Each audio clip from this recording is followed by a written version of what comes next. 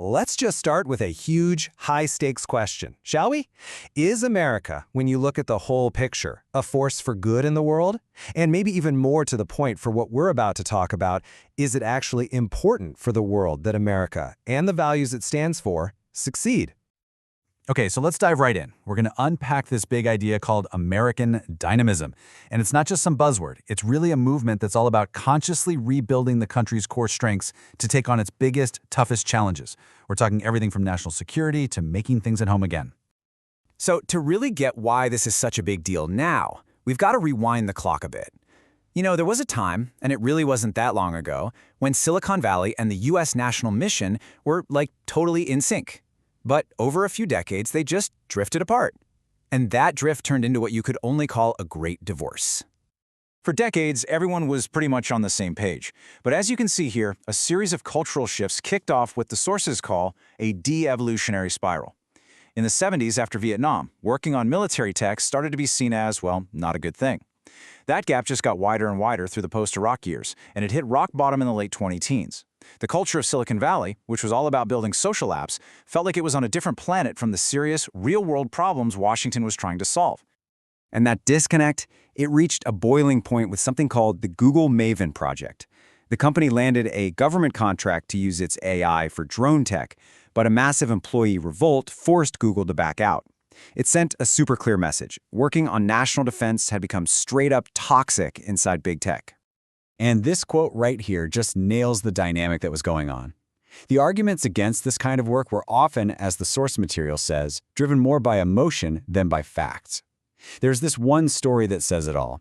A tech CEO was facing protests over a contract with ICE. So he brings in an Obama-era border security chief to explain the brutal realities of the job, human trafficking, drugs, you name it. He invited the whole company to come and listen. You want to guess how many people showed up? 3. Just 3. But then, the real world came knocking, hard. A series of global crises served as this just brutal wake-up call, showing everyone just how dangerous this split between the nation's best innovators and its most critical needs had become. I mean, the COVID pandemic laid it all bare, right? We suddenly realized we'd stopped making basic stuff, even simple protective gear. We were completely vulnerable. And at the exact same time, the war in Ukraine was showing a crazy new reality on the battlefield. These multi-million-dollar, super fancy military systems were getting knocked out by $1,000 drones. The old way of building for defense? It was looking dangerously obsolete. So these shocks really brought a fundamental ideological choice into the spotlight. It's a real contest between two completely different ways of building a future. You've got America's messy, chaotic, bottom-up innovation versus the super rigid, top-down control of its rivals. So here's the billion-dollar question. Which system is actually built to win in a world that's changing this fast? On one side, you have the messy, flexible, capitalist model that just thrives on dynamism and speed. And on the other, you've got the state-controlled, centralized model that's all about 5-year plans and total control.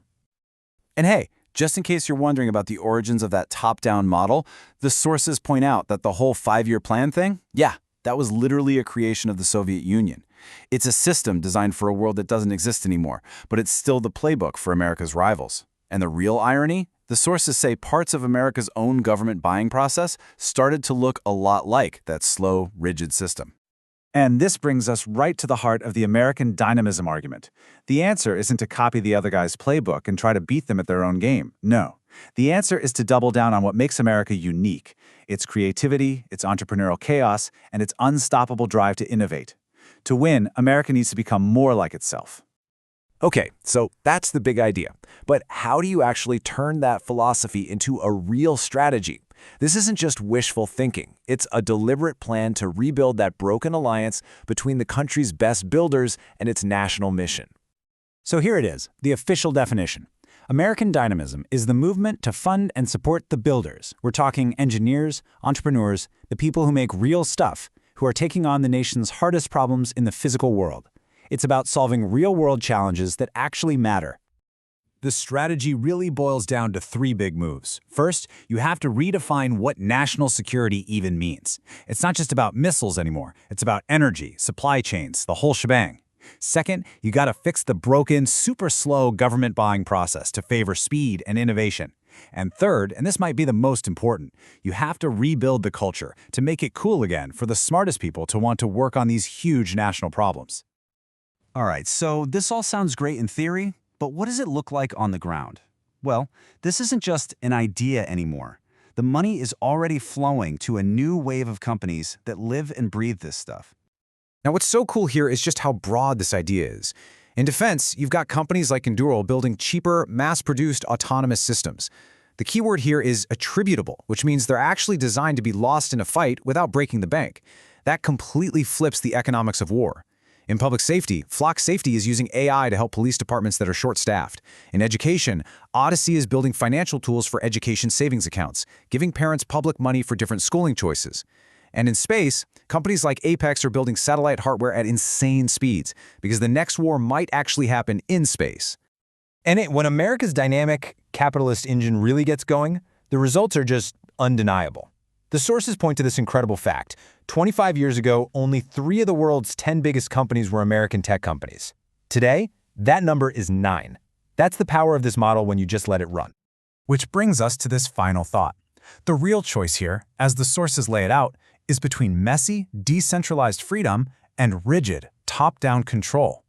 And their whole argument is that in a complicated, totally unpredictable world, the greatest strength you can have is the ability to adapt, to innovate, and to create. So maybe, just maybe, the best way forward is to embrace the very chaos that fuels all that dynamism.